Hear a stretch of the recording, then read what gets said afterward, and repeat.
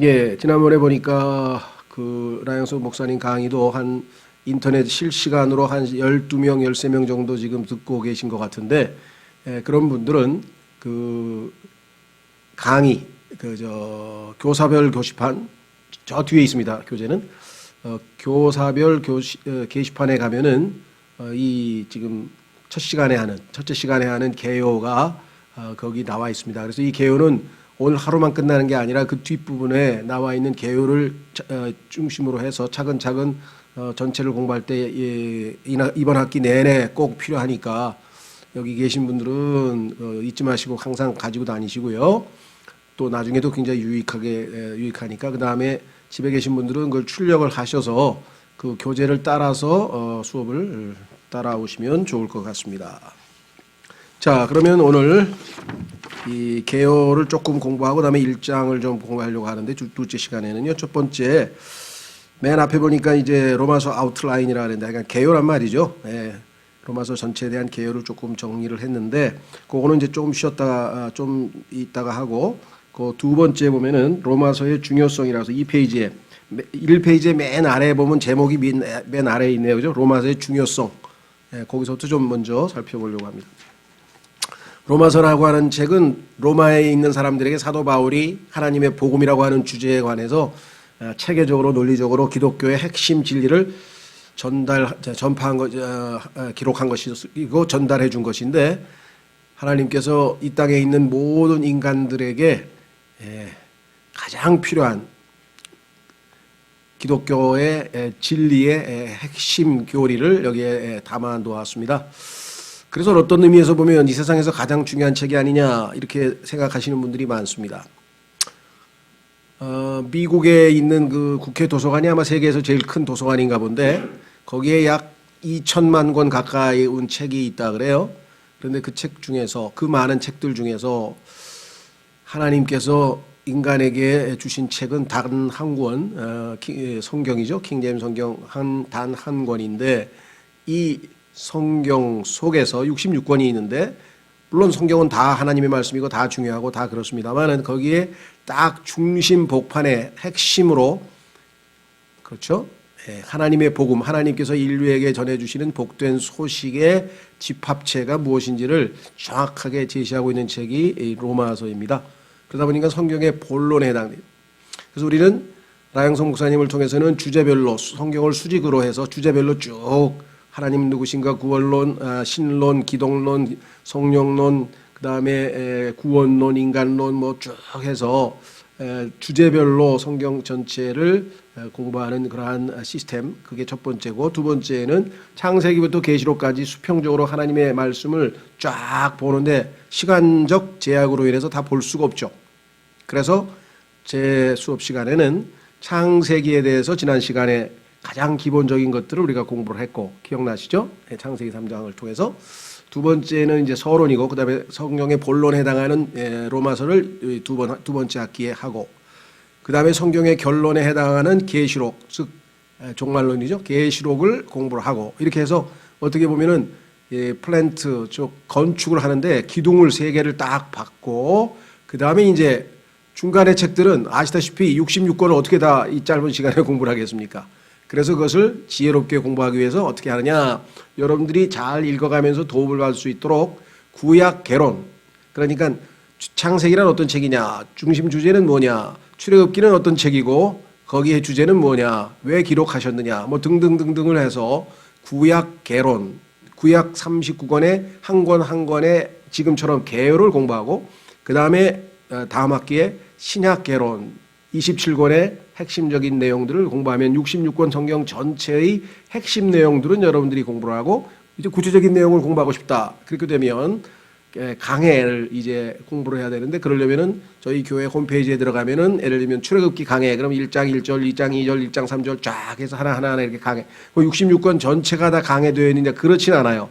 약 3분의 2 정도 나머지 안 되어 있는 부분은 이제 여러분들에게 이제 뭐 다른 좋은 것들을 추천할 수도 있지만 일단 있는 것만이라도 예를 들면 창세기 하면은 거의 뭐 100시간 가까이 되고 계시록도 뭐 66시간 되고 뭐 이렇게 엄청난 분량이다 보니까 여러분들이 이제 살을 붙이는 거는 여러분이 이제 평생 동안 해야 될 작업이에요. 그러니까 신학교에서는 기둥을 박아주는 거예요.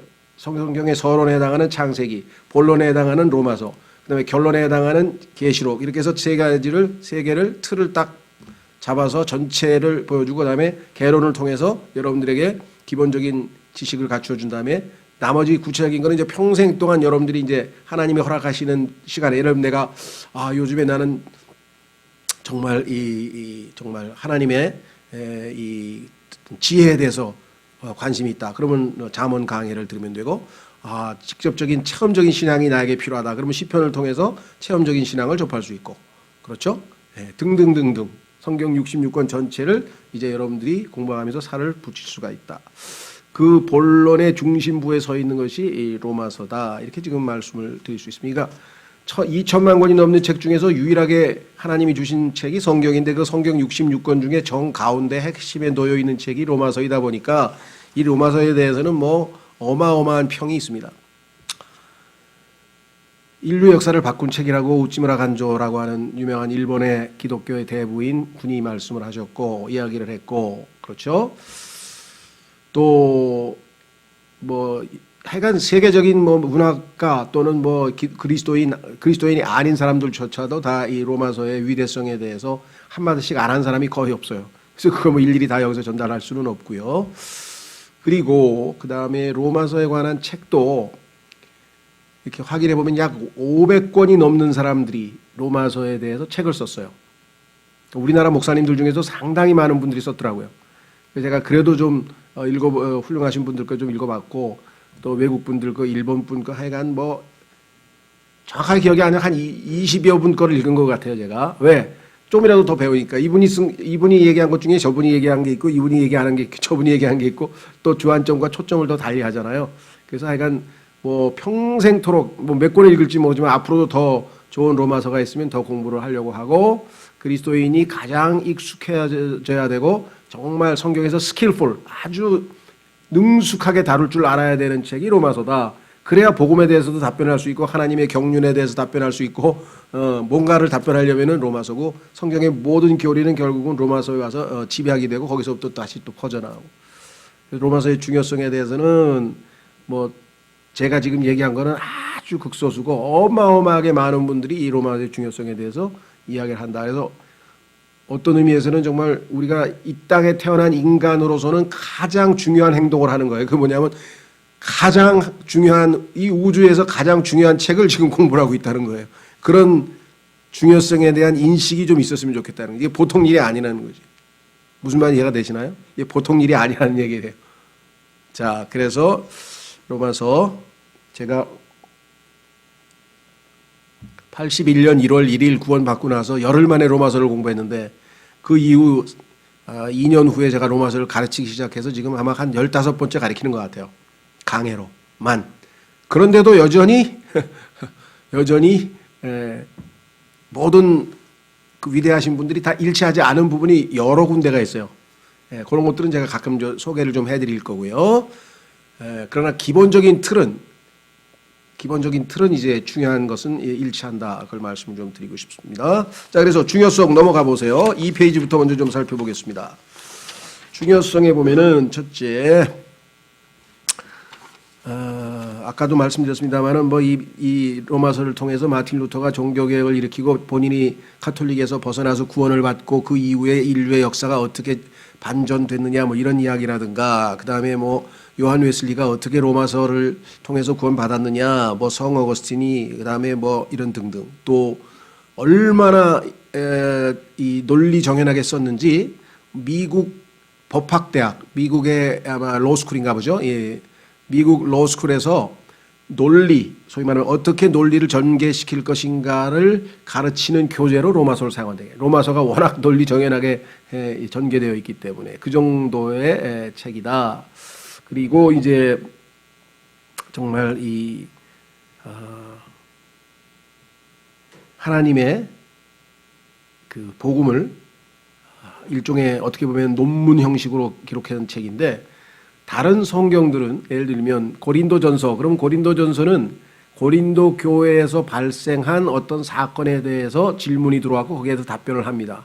그러니까 체계적으로 논리적으로 전체를 얘기하는 게 아니라 고린도 교회에서 일어난 어떤 일들에 대해서 답변을 하는 것이고, 갈라디아서 그러면 갈라디아서 교회에서 일어난 문제에 대해서 답변하는 것이고 그래요. 그런데 그것이 일반적으로 모든 지역 교회들에서도 일어날 수 있는 거기 때문에 우리에게도 보편적으로 도움은 되죠. 그러나 영혼부터 영혼까지 하나님의 모든 이 계시를 집약해서 하나로 압축해서 논리 정연하게 논문 형식으로 이렇게 우리에게 설명하고 있는 책은 로마서밖에 없다. 그래서 그 독특성과 중요성 이런 것들을 여러분들이 좀 인식을 하시면 좋겠다는 얘기입니다. 자, 그래서 이렇게 설명했습니다.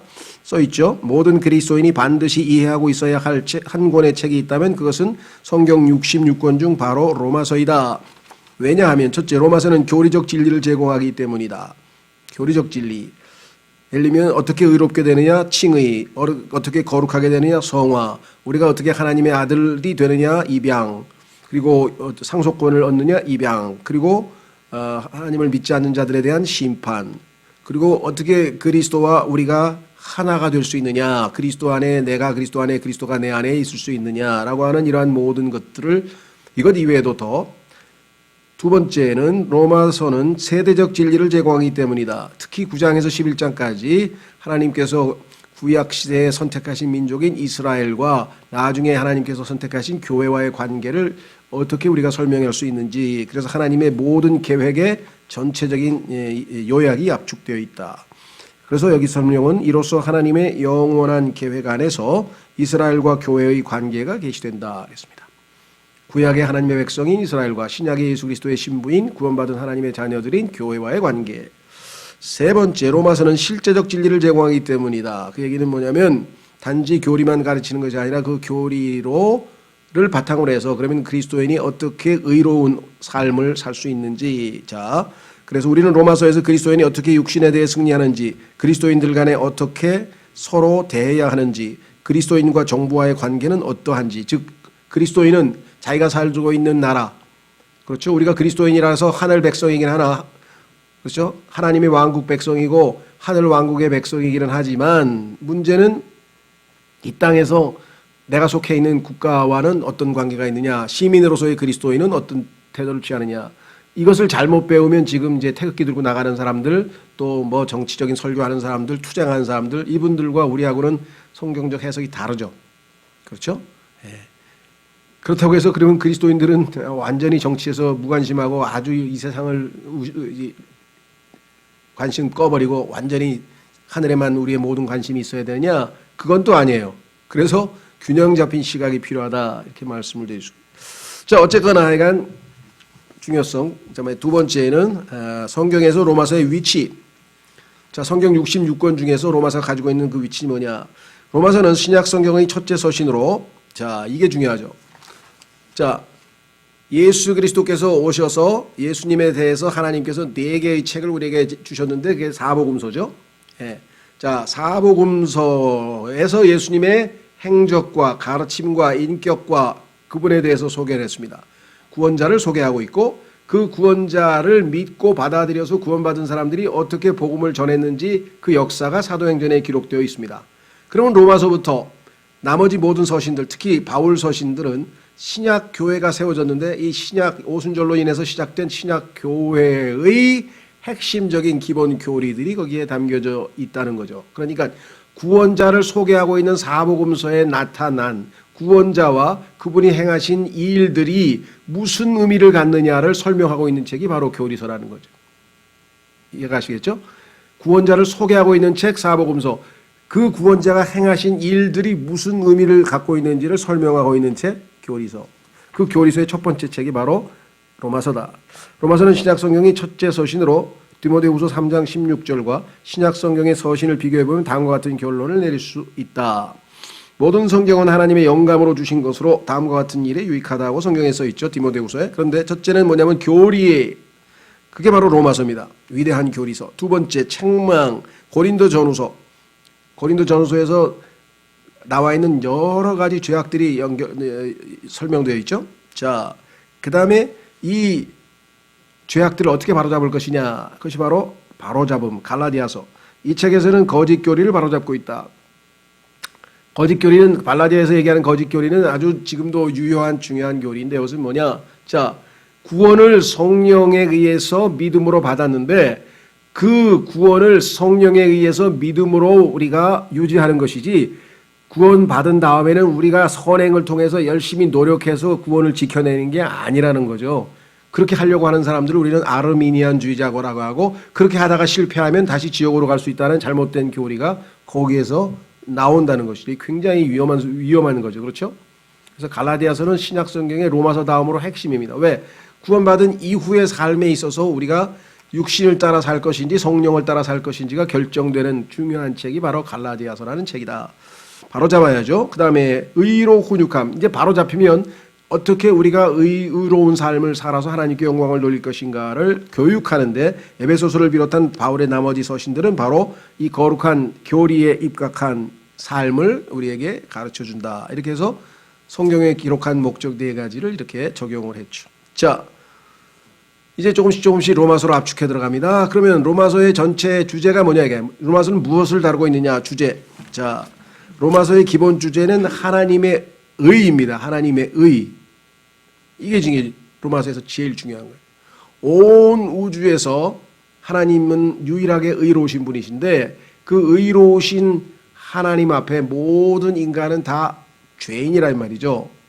그래서 하나님과의 관계가 끊겼는데 죄로 말미암아 그 하나님과의 관계를 회복하려면 이 죄 문제를 해결하고 다시 우리가 의를 회복하지 아니하면 의를 소유하지 아니하면 하나님 앞에 나갈 수가 없다.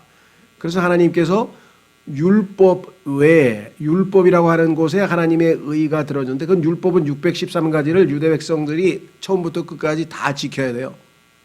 근데 613가지를 다 지킬 수는 없죠. 다 누구든지. 그래서 예수 그리스도께서 오셔서 그 율법을 지키지 못하는 것에 대한 책임을 십자가에서 지시고 그 다음에 자신을 하나님의 의시죠. 왜 예수님은 613가지의 모든 율법의 행위를 다 지켰거든요. 33년 반 동안 613가지를 단 하나도 어기지 아니하고 완벽하게 의롭다 인정을 받으셨기 때문에 그 예수 그리스도를 영접한 사람들에게 믿음으로 예수님께서 우리를 통해서 의로운 삶을 살아내시는 것이죠. 자, 그래서 이 하나님의 의라는 단어는 무려 40여 번에 걸쳐 나온다. 우리 보통 기독교 하면 사랑의 종교. 그래서 하나님이 세상을 이처럼 사랑하사 하고 요한복음 3장 16절서부터 떠올리는데 그 말은 틀린 말은 아니죠. 당연히 맞는 말이지만 그 하나님께서 사랑, 긍휼, 우리를 불쌍히 여기시고 이런 거 다 맞는 얘기지만 복음의 핵심은 그게 아니라 이게 복음의 핵심은 뭐냐? 복된 소식은 죄인이 의롭게 될 수 있는 길이 열렸다. 죄인이 의롭게 될 수 있는 길이 열려서 하나님이 받아주실 수 있는 길이 열렸다. 그 길이 바로 예수 그리스도시다. 내가 곧 길이라고 말씀하셨잖아요. 그렇죠? 자, 그래서 다시 돌아옵니다. 1장에서 3장은 의가 왜 필요하냐? 아주 논리정연하게. 그래서 이 땅에 태어난 모든 인간은 유대인이든 이방인이든 유대인이든 도덕군자든 하여간 어떤 부류에 해당되든지 간에 하나님 앞에서 의가 필요하다. 왜? 죄인이다 이거죠. 죄인이니까 의가 필요하다. 그래서 왜 필요한지를 설명했어요. 그래서 여기 보면 아주 적나라하게 죄들을 다 논리정연하게 설명하죠. 그 다음에 두 번째 3장에서 8장에서는 하나님께서 그리스도 안에서 의를 제공하신다. 이거예요. 어떻게 제공해 주시는가. 그렇죠?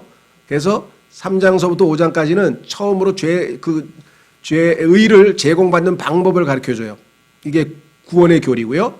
그 다음에 6장서부터 8장까지는 그 의를 하나님이 제공해 주셔서 선물로 받았는데 그 의를 우리가 어떻게 유지하면서 살아갈 수 있느냐.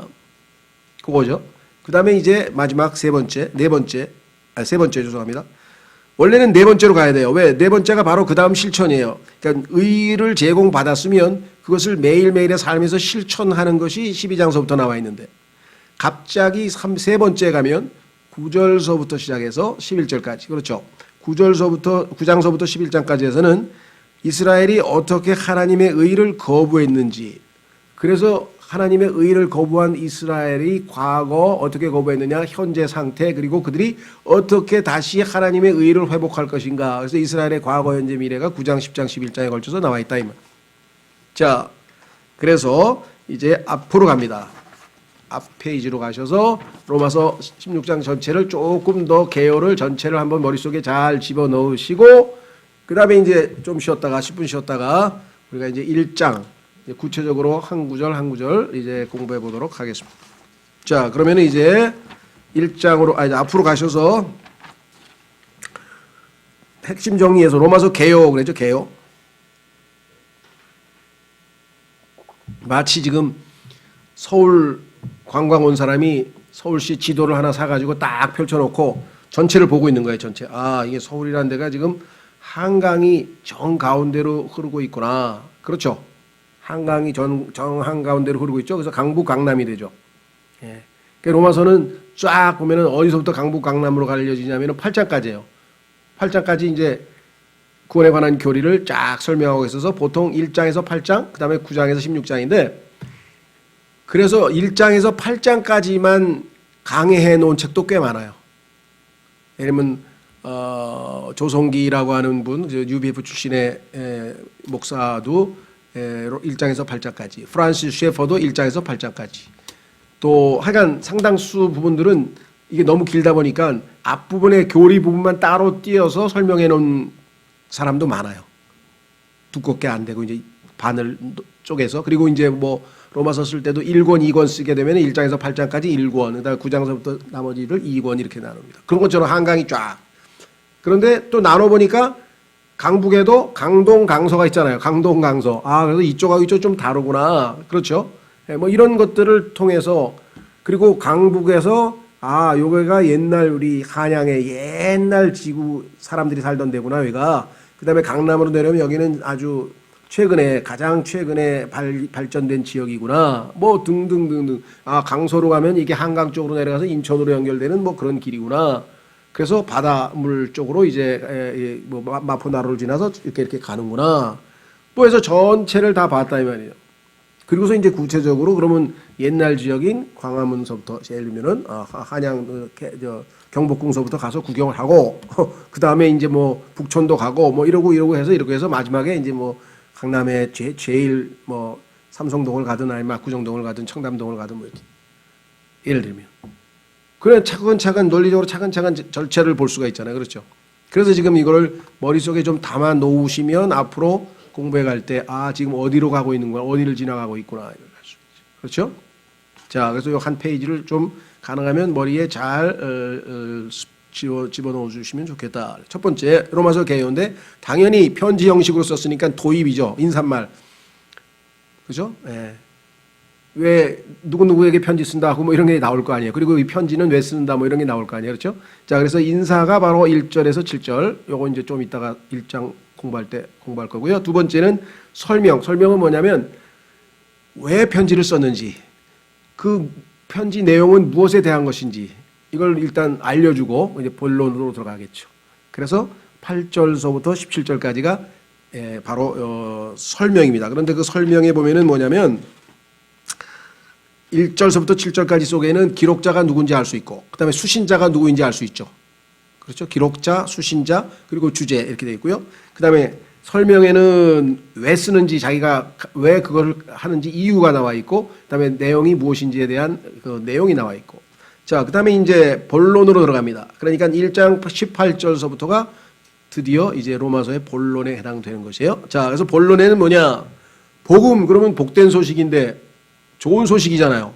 복된 소식, 좋은 소식인데 첫 번째 단어가 뭐냐? 우리 말로는 그렇게 안 돼요. 영어로 이제 그렇게 되는데 우리 말은 어순이 다르니까 영어로 가면 the wrath of God 이렇게 돼 있어요. 우리 말도 되나? 네, 맞네. 하나님의 진노. 영어는 wrath가 먼저 나오잖아요. The wrath of God. 하나님의 진노. 그런데 우리는 이제 하나님의 진노가 한 단어로 하자 보니까 하나님이 제일 첫 번째 단어죠. 그런데 영어로는 the wrath, 진노라는 단어가 첫 번째 단어예요. 얼마나 역설적이에요. 그렇죠? 아니 무슨 좋은 소식이라더니 무슨 진노부터 나와? 그래서 기독교가 인기가 없는 거예요. 뭐? 그렇죠. 왜? 기독교에서 행복을 누리고 기쁨을 누리고 구원을 받으려면 죄 문제부터 해야 돼. 죄라고 하는 것은 들춰내기가 싫잖아요. 자기의 추악한 죄를 다 들춰내야 되는데 그걸 좋아하는 사람이 누가 있어요? 그러니까 죄 문제부터 얘기하고 죄에 대해서 심판, 지옥이라는 심판, 그러니까 죄와 심판에 대한 얘기가 언급되지 않고서는 복음이라고 하는 것은 아예 시작도 할 수 없다는 거예요. 자, 그래서 성경은 네거티브한 부정적인 메시지부터 먼저 들어가요. 이게 오늘날 기독교가 인기 없는 거예요. 그래서 요즘에 보면은 꼭 제가 사형리를 비판하는 건 아닌데 사형리도 역사 좋죠. 근데 당신을 위해서 하나님께서 참 좋은 플랜을 가지고 계십니다. 뭐 이런 이렇게 긍정적인 메시지부터 먼저 들어가는 거는 뭐 제가 볼 때는 좀 아닌 것 같아요. 그래서 복음하면은 성경에는 어떻게 되느냐? 진노, 하나님의 진노가 첫 출발인데 왜 지금 하나님의 진노가 이 온 우주에 가득하게 지금 나타나 있다, 계시되어 있다. 그래서 여기서 그 이유가 뭐냐서부터 쫙 설명을 합니다. 그런데 그 죄인은 두 정도로 나눠 있어요. 그래서 여기 나와 있죠. 죄 아래에 있는 이방인. 자, 유대인 이외의 나머지 이방인들이 어떻게 죄인이고 어떤 모습의 죄악된 모습을 가지고 있는지를 철저하게 잘 묘사를 했습니다. 그러니까 창세기에서 처음부터 해서 인류 역사상 어떻게 이렇게 죄인이 되기까지의 과정도 설명하고 또 개개인이 타락하는 모습도 설명하고 이렇게 돼 있어요. 두 번째, 죄 아래에 있는 유대인. 자, 그러면 하나님이 택하신 유대인은 죄인이 아니냐? 역시 이 사람들도 죄인이다. 이거죠. 왜? 유대인들은 하나님께서 기록된 율법, 그렇죠? 손으로 기록된 율법을 주셨는데 그걸 안 지켰고, 이방인들은 마음에 기록된 율법, 양심을 어겼기 때문에 죄인이고, 그래서 하나님 앞에 누구든 다 죄인이다. 그게 결론이에요. 그래서 거기 나와 있죠. 죄 아래에 있는 온 세상. 그래서 복음은 이 온 세상이 죄 아래에 있다. 그러면 그로 인해서 우리에게 나오는 결론이 뭘까요? 거기 나와 있죠. 오른쪽에 의가 필요함. 지금 나는 하나님 앞에 서려면은 죄악된 상태이기 때문에 인간에게는 뭐가 필요하냐? 의가 필요하다. 의가. 그래서 의의 필요성, 이거 굉장히 중요하죠. 그래서요, 복음을 전하면 여러분들은 빨리 어떻게든지 구원하고 싶어서 막 하지만 그 사람이 철저하게 하나님 앞에 죄인이고 나 혼자 구원받을 수 없고 정말 내가 도움이 필요하다는 걸 못 느끼면 복음 아무리 전해줘서 예수님 전해줘도 안 받아들입니다. 그렇죠? 생각해보세요. 지금 배가 불러 죽겠는데 그 사람한테 가서 야, 이 불갈비야 이게 지금 이 세상에서 제일 비싼 고기야 아무리 최고급 요리를 갖다 줘서 지금 배가 불러 죽겠는데 그걸 먹겠습니까? 배가 고파 먹을 거 아니에요. 자기가 죄인이라는 걸 알아야 나 예수님 믿어야 되구나. 구원자가 필요하다. 나를 구원해 주실 분이 필요하다는 걸 알 거 아니에요. 그러니까 오늘날의 복음 전파의 실패는 뭐냐면 실패보다도 어려움은 뭐냐면 너무나 많은 사람들이 이 세상에서 재미있고 즐거워요. 그냥 예능 풀어보면 깔깔대고 호하고 막 재미있고 그리고 게임기 하면 재미있고 만화도 재미있고 하여간 지금 이 세상에서 우리 이 땅에 있는 인간을 재미있게 여기서 재미라는 게 요즘에는 아주 그렇죠. 꿀잼 재미없으면 하여간 안 돼. 그러니까 재미있는 것으로 사람들을 다 미혹시켜 놔가지고 그러다 보니까 자기가 죄인이라고 해서 의가 필요하다는 인식을 못하는 거예요. 그러니까 그 사람이 죄인이라고 하는 것을 계속 지적을 해서 그것 때문에 영원한 하나님의 심판의 대상이라고 하나님의 진노의 대상이라는 것을 깨닫기 전에는 아무 의미도 없어요. 아무리 복음을 전해줘도 의미가 없다는 거예요. 그래서 기도를 많이 하셔야 돼요. 왜? 하나님께서 이 사람이 하나님 앞에 섰을 때 복음을 들을 때 죄인이라고 하는 것을 알고 마음밭이 부드러워져야 돼. 그래야 씨앗이 심기지 딱딱하고 지금 완전히 세상에 즐거운 것으로 꽉 차 있는데 이게 들어가겠냐. 그래서 힘들어요. 오늘날 더더구나. 옛날에는 먹고 살기가 힘들어가지고 그냥 목숨이 붙어있으니까 살지 하면서 이 땅에서 즐거운 게 별로 없었어. 그러다 보니까 복음 예수님에 대한 얘기가 나오면 아이고 주님 나 믿겠습니다 하고 그냥 마음이 굉장히 낮아져 있는 상태인데 오늘날은 그게 아니라는 거죠. 그래서 복음의 필요성을 인식시키는 것이야말로 복음 증거에 있어서의 가장 관건이에요.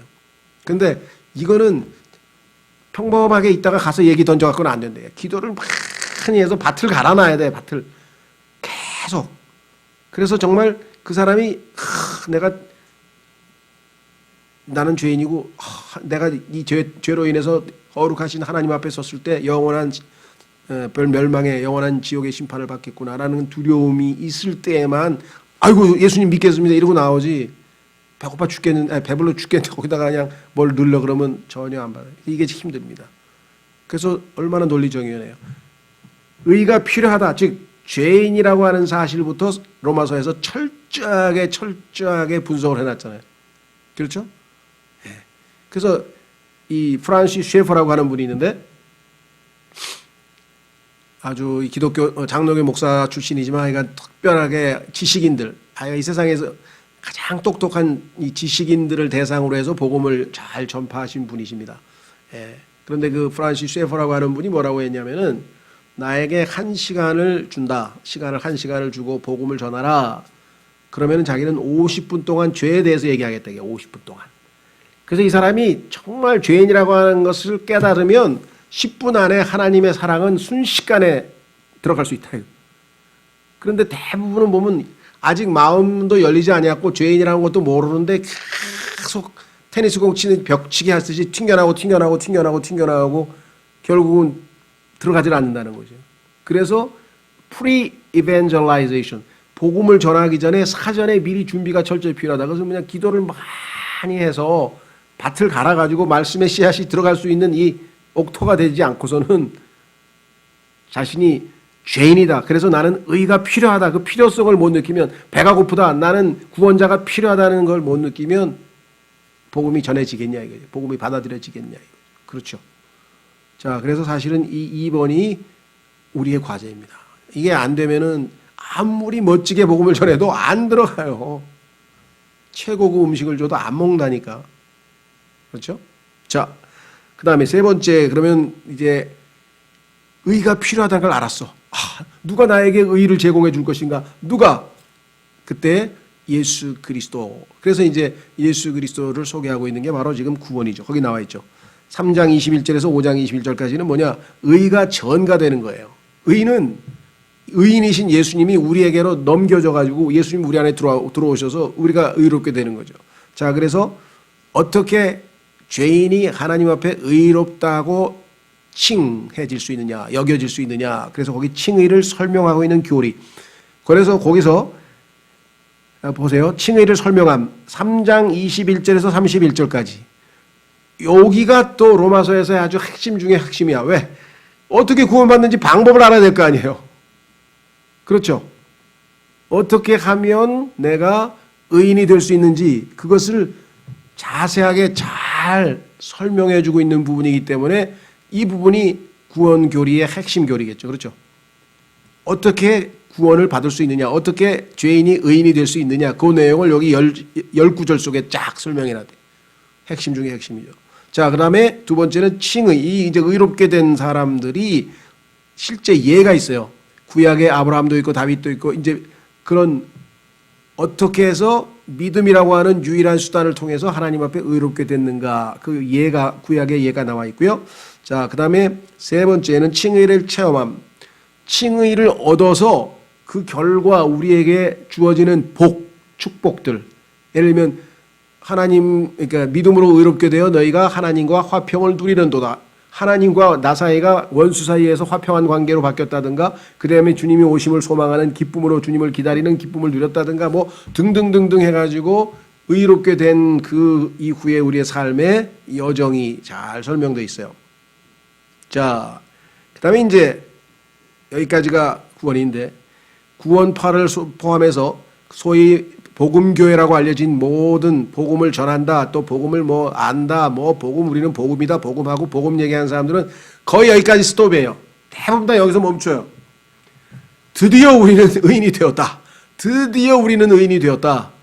그래서 더 단적으로 아주 얘기하면은 그래서 우리는 죽으면 이제 지옥에 안 간다 이거야. 하늘나라 간다 이거야. 그렇죠? 왜? 예수님이 내 죄들을 다 갚았기 때문에 나는 더 이상 다 맞는 얘기예요. 근데 문제는 신앙생활은 여기서부터 시작이야. 늘 말씀드립니다만은 뭐 구원파 중에 다 그런 건 아니겠죠. 그러나 제가 만난 구원파는 거의 90%가 이제 끝났다 이거야. 이제 구원 받았으니까 이제는 죽으면 하늘나라 가는 거야 이제. 근데 성경은 그게 아니라 이제 시작이야. 이제 구원 받아서 하나님의 의를 제공받았어. 그러니까 이제 너는 의로운 삶을 살면서 하나님께 영광을 돌려야 돼 이제. 그렇죠? 성화의 과정이 필요해. 근데 그 얘기는 거의 안 해요. 왜? 뭐 예를 들면 기소선 같은 데서는 그러잖아요. 우리는 행악의 종자인데, 행악의 종자. 소위 말하면 죄인이다 이거지. 우리 같은 게 뭔 성화가 돼?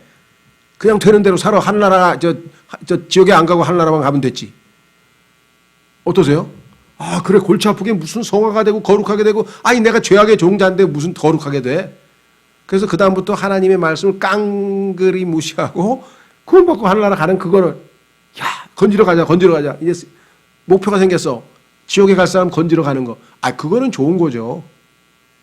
그런데 문제는 엄마 뱃속에서 갓난아이가 태어났어. 그러면 어떻게 돼요? 전 먹고 밥 먹고 이유식 먹고 밥 먹고 막 커가지고 한 20살 돼야 이제 그 다음에 어른이니까 인간구실을 할 텐데 하나도 안 가고 그냥 갓난아이가 기저귀 차고 그냥 복음 전한다고 막 그냥 돌아다니고 이게 그냥 마음이 황폐화되고 성장은 하나도 안 되고 그냥 성경적 과정을 다 거치지 못한 거예요. 그래서 여기에서 실패했어요. 기존 기독교는 어떠냐? 정반대야. 성화, 예수님처럼 살아야 된다, 거룩하게 살아야 된다, 뭐 헌신해야 된다, 막 이것만 딥다 가르쳤는데 구원을 안 받은 상태에서 그걸 하면 뭐해? 의롭게 되지도 못한 사람이 11조하고 헌신하고 막 무슨 뭐 교회 뭐 여전도대하고 뭐 봉사하고 뭐 하고 해가지고 그런 행실로 하나님 앞에 의롭게 되려고 노력한다? 이건 더더군다나 말이 안 되는 거지. 그러니까 구원파에 가신 분들은 일반 교회 다니다가 구원은 못 받고 그냥 헌신만 아주 고생만 죽도록 하다가 그런데 어느 날 보니까 예수님이 다 해놓으셨어. 이제 그냥 믿으면 돼. 그냥 막 이래가지고 그냥 그 복음을 듣고 막 기뻐가지고 그냥 막 난리법석을 쳤어요. 이게 참 아이러니인데요. 참 제가 너무나 단순화시켜서 좀 듣는 사람이 뭐 지가 뭐 마음대로 해석하냐 그러는데 제가 보니까 두 가지예요. 기존 교회에서 복음은 제대로 못 듣고 그냥 종교 생활하다가 구원을 못 받은 채 교회 다니던 사람이 있는가 하면 그러다가 어떻게 해서 복음을 듣고 나니까 와 이게 복음이다 그래가지고 그냥 구원파가 소위 말하면 기복침서부터 시작해서 막 거기서 빠져나간 기소선 그다음에 뭐 또 이요한 다 복음 잘 전해요 보니까. 그러니까 5장까지 내용은 그럴싸 너무너무 잘 전해서 구원은 시켜주는데 그 다음에는 기저귀 차고 내내 1년 내내 똑같은 얘기를 반복해서 듣는 거야. 근데 한 3, 4년은 들 것 같아. 2, 3년은 왜? 너무 교회 다니다가 구원도 못 받고 다니다가 그건 너무 신기하잖아요. 내가 하나님의 자녀가 됐구나. 너무 기쁘다. 너무 감사하다. 막 아이고 근데 그것도 하루 이틀이지 그냥 똑같은 거예요. 5년 10년 해보세요. 이제 어떻게 되나 나중에 뭐야. 엉망진창이 되는 거예요.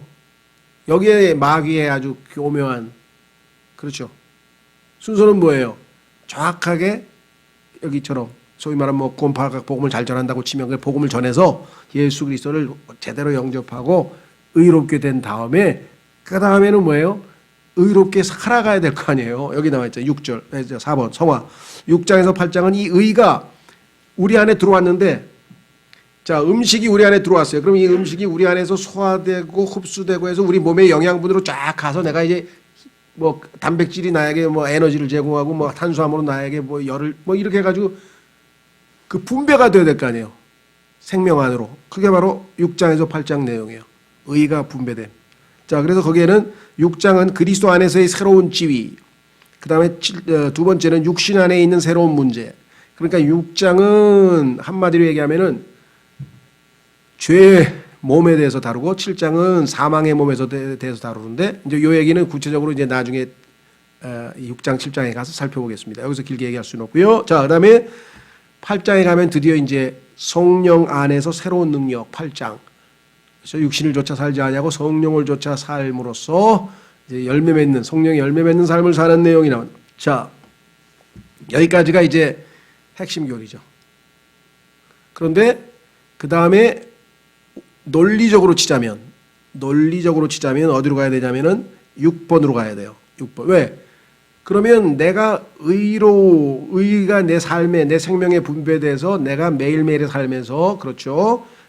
구체적으로 일상생활에서 구체적으로 내가 어떻게 의를 실천할 것이냐, 의로운 삶을 살 것이냐라고 하는 구체적인 내용이 12장에서부터 15장까지 나온단 말이죠.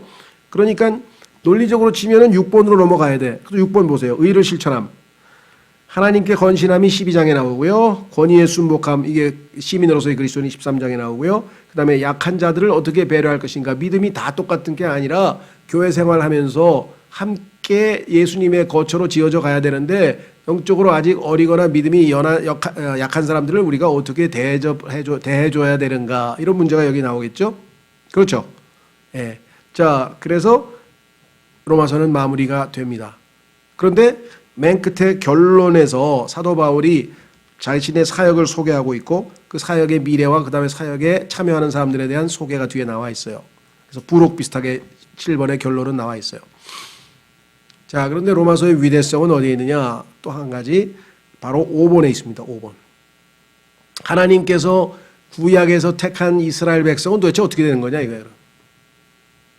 그 사람들은 율법을 어기고 결국은 하나님께서 그들을 택하신 바 그 목적을 다 성취하지 못하고 하나님은 계약 당사자로서 계약을 체결했는데 하나님은 계약을 다 지켰는데 한쪽은 계약을 다 어겼으니까 그러면 이스라엘은 끝장이냐? 아니고 그 이스라엘이 비록 죄를 지어서 하나님께 불순종해서 그들이 하나님께서 택하신 바 그 목적을 달성을 못했지만 그들을 하나님께서는 버리시지 않냐. 왜? 하나님의 약속에는 후회함이 없으시기 때문에 그들을 버리지 아니하시고 그들에게 다시 기회를 주셔서 다시금 회복되어져서 천년왕국에서 예수 그리스도의 일꾼으로서 예수님의 백성으로서 역할을 또 감당을 해야죠. 그렇죠? 그래서 하나님의 의를 율법이죠. 율법에 나타난 의를 거부했고 그 다음에 십자가에서 예수 그리스도의 복음을 거부했고 그래서 그 율법을 거부한 이스라엘 백성을 소개하고 있는 내용이 여기 나와 있어요. 그래서 율법을 의를 거부함 나와 있죠. 거기 5번에 의를 거부함. 이스라엘의 과거. 그렇죠? 그 다음에 택하심. 이스라엘 하나님 택해 주셨는데 그 다음에 이스라엘의 현재. 복음은 하나님의 의를 거부하고 있는 상태예요. 지금도 예수 그리스도를 인정하지 않고 있잖아요. 유대교 신자들은 예수 그리스도를 안 받아들이고 있다. 그 다음에 세 번째는 그들의 미래. 그들에게 하나님께서 다시금 원래 그들에게 오셨던 메시아가 어떤 분이신가를 알려주셔서 그들로 하여금 다시 회복되어져서 원래 택하신 바 목적대로 이제 그들의 역할을 수행하게 될 것이다. 그게 바로 천년 왕국이죠. 자, 그래서 이제 우리는 로마서 전체 아웃라인 개요를 좀 살펴보았습니다. 그렇죠? 예. 자, 그럼 좀 쉬었다가 뒤에 1장, 오늘 아마 1장을 다 할 수 있을지는 모르겠는데 뭐 하는 데까지 하고 일단은 1장으로 좀 들어가겠습니다.